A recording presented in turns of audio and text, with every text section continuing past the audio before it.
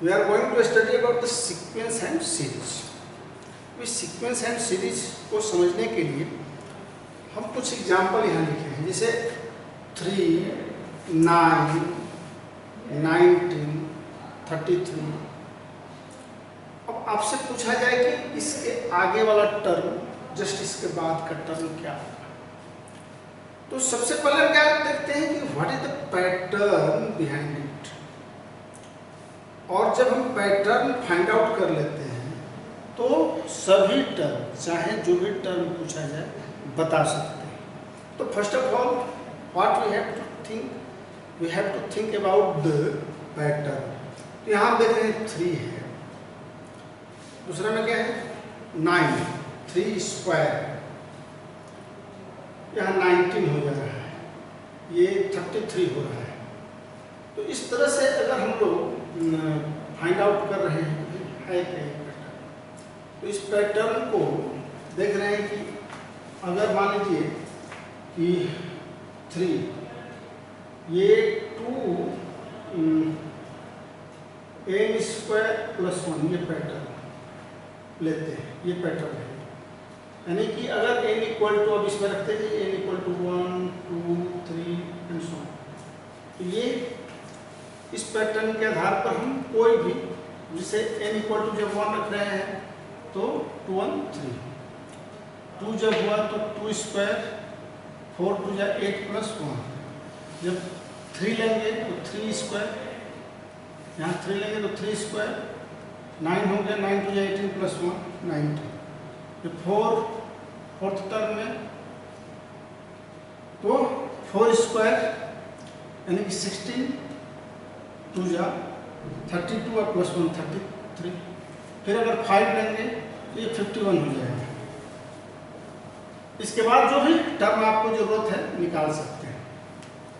तो पैटर्न हम देखें, ये पैटर्न में है, यानी कि एक डिफाइंड वे में। अब ये नंबर जैसे देख रहे हैं 1, 10 है, 25 है, 46 है। तो जब पूछा जाए कि इसके बाद वाला टर्म क्या होगा, तो फिर हमें खोजना पड़ेगा कि what is the pattern behind it. अगर पैटर्न हमें फाइंड आउट हो जाएगा तो हम सभी टर्म बता सकते हैं। तो ये पैटर्न क्या है, 1 है, ये 10 है, फिर 25, फिर 46। तो इसका जो पैटर्न है ये 3 n स्क्वायर माइनस 2 लिए, मानेंगे 3 n स्क्वायर माइनस 2 लेकर के, और n इक्वल टू, अब वैसे ही n इक्वल टू 1, 2, 3, 4 रखते जाइए, सारा वैल्यू आती जाएगा। 1 लेंगे यहाँ पर तो 3 माइनस 2 1 होगा, जब 2 ले रहे हैं इस पैटर्न तो 4 3 से 12, 12 माइनस 2 10, 3 लेने पर 9, 3 से 27 माइनस 2 25, 4 लेने पर 4 4 से 16, 3 से 48 माइनस 2 36। अगर हम लोग 5 लेते हैं तो ये 5 स्क्वायर 25, 3 से 75, 25 3 से 75 और माइनस 2, 75 माइनस 2 कितना हो जाएगा 73। तो इस तरह से हम कोई भी वैल्यू निकाल सकते हैं। ये एक -3035 सिंपल पैटर्न है, ये तो आपको दिख रहा होगा। ये 3 है तो ये 6 हो जाएगा, 6 9 एंड सो ऑन। अब इस पैटर्न को मैं ले रहा हूँ ऐसे, ये अगर देखिएगा तो 3n minus 6, n equal to 1 लेंगे -3, 2 लेंगे तो 0, 3 लेंगे तो 3, ऐसे ही चल रहा है। अब मान लीजिए कि कोई ऐसा नंबर दिया जाए ऐसे -1, 2, 5, फिर 3 लेंगे, फिर 2 लेंगे। तो ये अब इसके बाद क्या होगा, अगर पूछा जाए what will be the next, तो हम यहाँ पर कोई पैटर्न फाइंड आउट नहीं कर पा रहे। तो जब कोई पैटर्न फाइंड आउट नहीं कर पा रहे हैं तो इसका मतलब कि ये सीक्वेंस नहीं है, इस सीक्वेंस में नहीं है, नॉट इन सीक्वेंस, यानी कि कोई पैटर्न नहीं है, नॉट इन सीक्वेंस।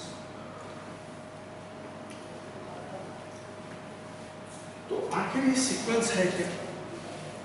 तो हम लोग सीक्वेंस देख रहे हैं कि ये arrangement of numbers in A Saturn pattern. Sequence क्या है? तो arrangement of number, linear arrangement of numbers which follow a certain pattern।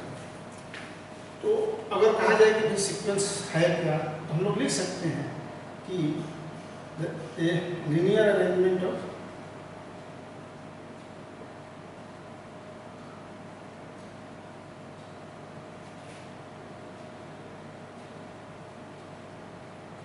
by a certain pattern या in a certain pattern।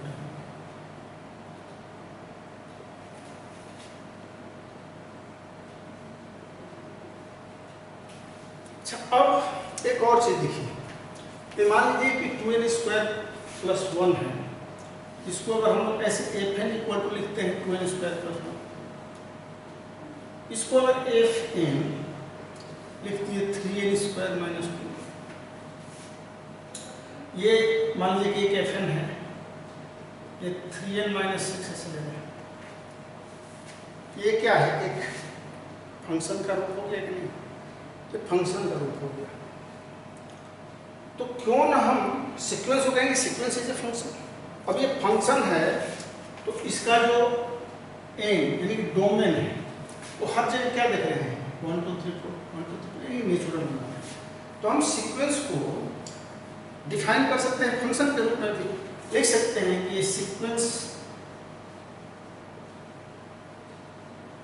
Is a function. Sequence is a function whose domain is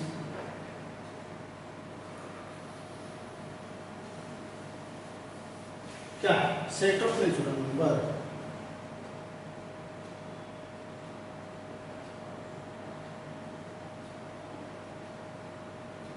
तो ये sequence का एक सुंदर definition है। और क्यों, ये भी हम लोग समझ गए। अब इसके बाद साथ ही साथ क्या है? सीरीज। सीक्वेंस के बाद हमें क्या सीखना है कि व्हाट इज द सीरीज। तो सीरीज के लिए भी आप एक डिफिनेशन ले सकते हैं, व्हाट इज सीरीज।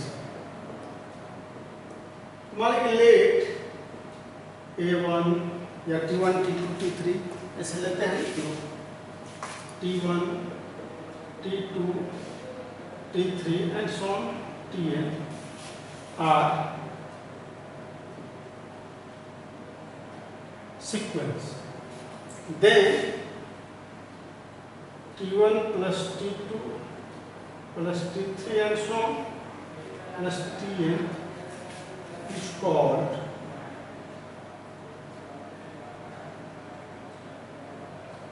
सीरीज। तो इस तरह से सीक्वेंस एंड सीरीज हम लोग समझ गए मोटा मोटी। अब हम लोग चलते हैं एरिथमेटिक प्रोग्रेशन पर डिटेल जानने के लिए। What is the arithmetic progression.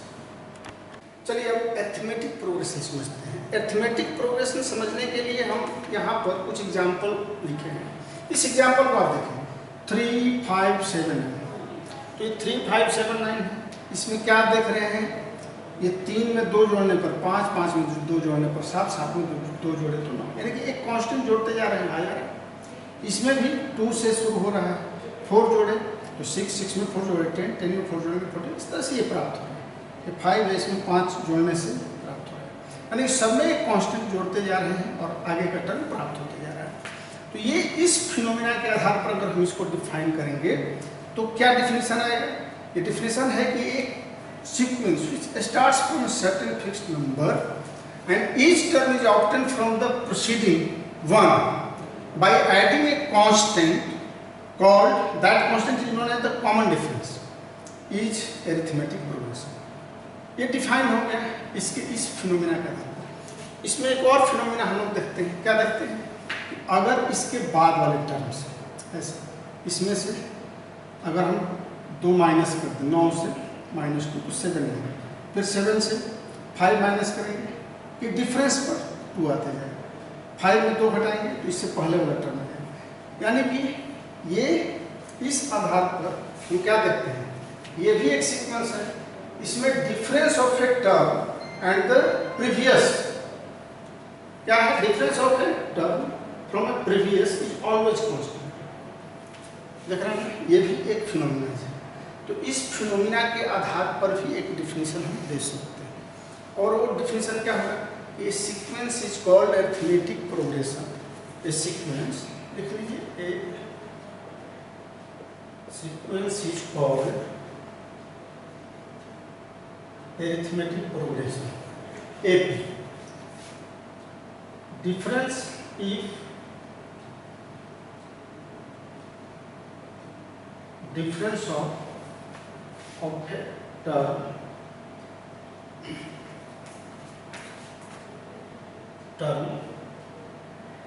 and the previous. The sequence is called AP if difference of a term from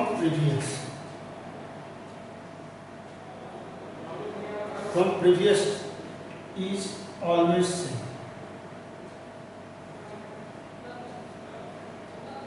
always same. तो हम देख रहे हैं कि ऑलवेज सेम हो रहा है। इस तरह से आप अरिथमेटिक प्रोग्रेशन को डिफाइन कर सकते हैं। अब अरिथमेटिक प्रोग्रेशन का हम जब जनरल टर्म फाइंड आउट करने जाते हैं तो जनरल टर्म कैसे फाइंड आउट करेंगे, इसको भी देखेंगे। मान लीजिए कि एक एग्जाम्पल यहाँ पर मैं लिख रहा हूँ। ये क्या है? 2, 6, 4, 10, 14 ऐसे। तो फर्स्ट टर्म को अक्सर हम ए से डिनोट करते हैं। यहाँ ए इक्वल टू क्या है? 2 है, और कॉमन डिफरेंस होता है डी, तो डी इज 4। अब 2, 6, 10 को ऐसे लिख रहा हूँ, 2 + 4 ऐसे है। 10 है तो 2 + 2 × 4, 2 + 3 × 4 एंड सो ऑन। अब यहाँ हम लोग क्या देख रहे हैं कि in place of 2 we can write a, d is 4, तो ये a + d, a + 2d, ये a + 3d। किए क्या? यहाँ 2 nth टर्म हम लोग निकालने जा रहे हैं, या you can say the general term of the general term of AP. इसमें क्या किए? 2 के जगह पर a + d, a + 2d, a + 3। अब देखिए इसको, ये फर्स्ट टर्म है तो a + 1 - 1d, सेकेंड टर्म है तो a + 2 - 1d, ये थर्ड टर्म है तो a + 3 - 1d, फोर्थ टर्म है a + 4 - 1d। ऐसे ये हम लोग लिख सकते हैं ना, ये पहला 1 - 1 क्या हो जाएगा? 0d, ये 2 - 1 फर्स्ट डी, ये सेकेंड टर्म है 2 - 1d, सेकेंड टर्म है।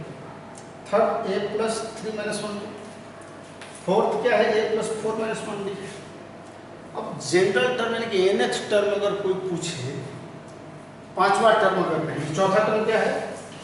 पांचवा टर्म आप बता सकते हैं a + चौथा टर्म 4 - 1d है, थर्ड टर्म 3 - 1d है, तो पांचवा टर्म a + 5 - 1d हो जाएगा, पांचवा टर्म। छठा टर्म a + 6 - 1d हो जाएगा।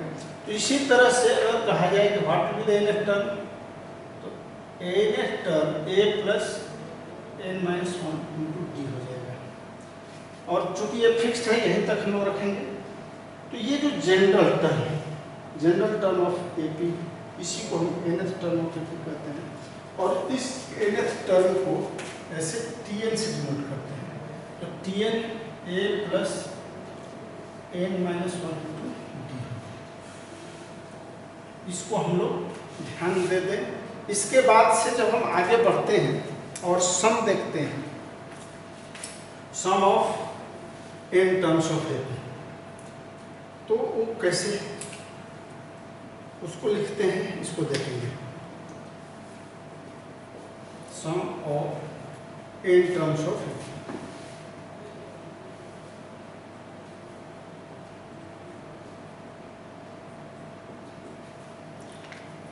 तो sum of n terms of A B बनाने के लिए, लाने के लिए क्या करते हैं, ये जो जनरल टर्म आपका है जो लाए a प्लस 2d, ये a सम मतलब यही s n equal to a plus b a plus 2b and so on a plus n minus 1 into d, ये t1 t2 t3 tn, इसका सम हम फाइंड करें एस एन। तो इसको S से डिनोट करते हैं, एस से। अब इसी को पलट करके एक बार लिख लेते हैं, इसको पहले मान लेते हैं n, let n equal to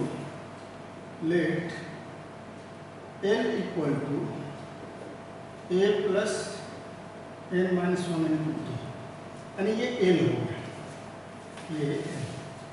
तो ठीक इससे पहला वाला टर्म क्या हो जाएगा, एल माइनस डी, डी घटाने से आ गई, इसमें से डी घटाएंगे डी आ जाएगा, इसमें से डी घटाएंगे डी आ जाएगा। तो ऐसे इसको हम पलट के लिखेंगे, एल मान लिए तो पहले एक बार लिखिए s equal to, therefore s equal to a plus d plus a plus 2d and so plus a, where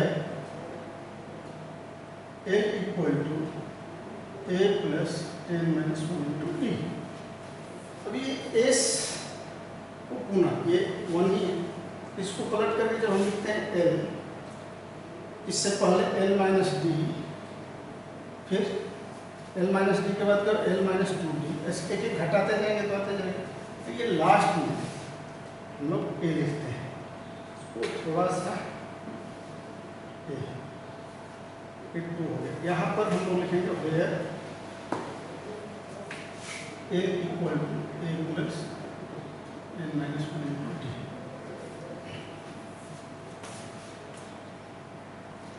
अब इन दोनों को जोड़ेंगे, देखिए तो क्या हो जाएगा, एस और s 2s equal to a plus l, ये डी डी कटेगा ए प्लस एल, फिर ये 2d कटेगा a plus l and so क्या है ए प्लस, ये n टाइम्स है। तो जैसे हम लोग लिखते हैं ना x 2 टाइम्स 3 टाइम्स, मान लीजिए कि x प्लस x क्या होता है 2x होता है, और x प्लस x ये 5 टाइम्स हो, क्या हो 5 टाइम्स, तो ये 5x हो जाएगा, और n टाइम्स होगा तो nx हो जाएगा, x plus x and so n times, तो ये nx हो जाएगा। वैसे ये n टाइम हो रहा है, a plus n, a plus n, a plus n, ये टोटल n टाइम्स है। We can write 2s equal to n a plus n। अब ये s इक्वल टू हो जाएगा आपका n/2, ये 2 इधर आ जाएगा, a plus l is a plus n minus 1 into D, ये लिखा हुआ है, l इज a का value a plus n minus 1 into D, हम मान चुके हैं। s equal to n/2 2a plus n minus 1 into D. तो ये दो जो फार्मूला है, sum of the n terms of A P, इसके बाद nth term of A P, ये सम का जब हम और क्वेश्चन सॉल्व करेंगे तो क्या देखते हैं, थोड़ा सा ध्यान दे देंगे। जैसे मान लीजिए कि दो टर्म है t1 प्लस t2, ये s2 होता है, ठीक है, t1 t2 s2 होगा, यानी कि s3 t1 plus t2 plus t3 होता है, s3 होता है। अब देखिए अगर हमें t3 निकालना है, क्या फाइंड आउट करना है t3, तो t3 कैसे निकलेगा, अगर हम इसमें से घटा दें t3 निकालने के लिए, देखिए s2 घटाते हैं, s2 equal to t1 plus t2, तो ये माइनस माइनस माइनस ये करने पर ये t3 इधर आएगा, ये s3 माइनस s2 आ जाएगा। तो t3 फाइंड आउट करने के लिए s3 माइनस s2, अगर ऐसे ही कहा जाए जैसे t7 क्या होगा, तो t7 फाइंड करने के लिए a7 सम अगर दिया रहेगा तो a7 माइनस a6 हो जाएगा, t7 दिखाई पड़ रहा है। उसी तरह से अगर हम लोग Tn निकालना है तो ये Sn माइनस Sn-1 करेंगे तो Tn निकल जाता है। तो इस सब का यूज है जब हम क्वेश्चन सॉल्व करेंगे। तो अब क्वेश्चन सॉल्व करते हैं।